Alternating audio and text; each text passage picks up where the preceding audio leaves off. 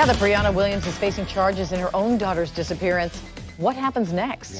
We now know that her daughter's remains have likely been found in a wooded area of Alabama between Demopolis and Williams' hometown of Linden, Alabama.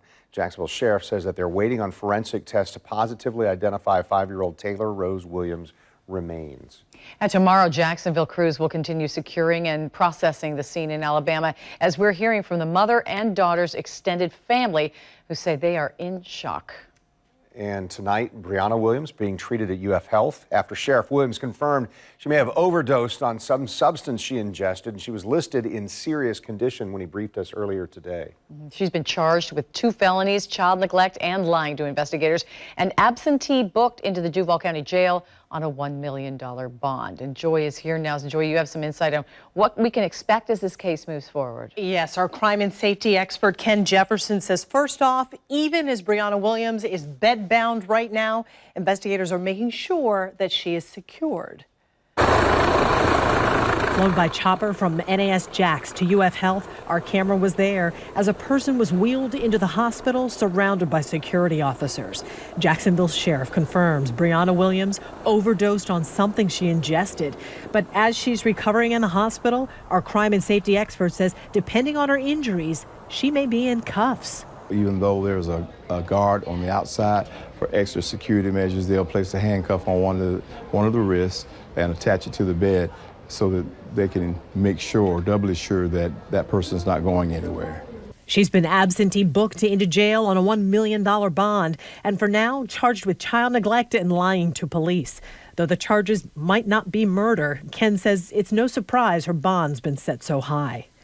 With this case being the way it is, with her trying to deceive the police, I think that it would be determined that she's a flight risk, so either her bond will be set real high or she'll receive no bond at all.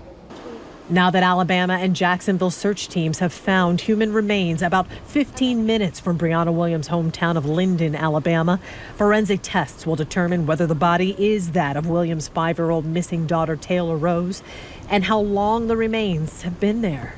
They can also determine whether or not the incident possibly happened there in Alabama or did it happen here in Jacksonville, and her body was transported to Alabama and placed in the wooded area. All of it starting, Ken says, Wednesday of last week, the first day little Taylor was reported missing and her mom stopped cooperating with police. She had something to hide and she challenged JSO to prove your case, and now they're proving their case. All of this, Ken says, started Wednesday of last week, the first day Taylor was reported missing and her mother stopped cooperating with police.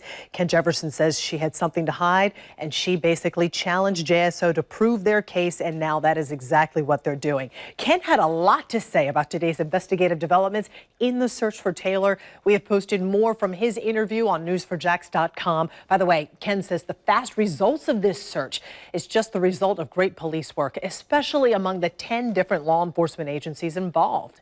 Mary?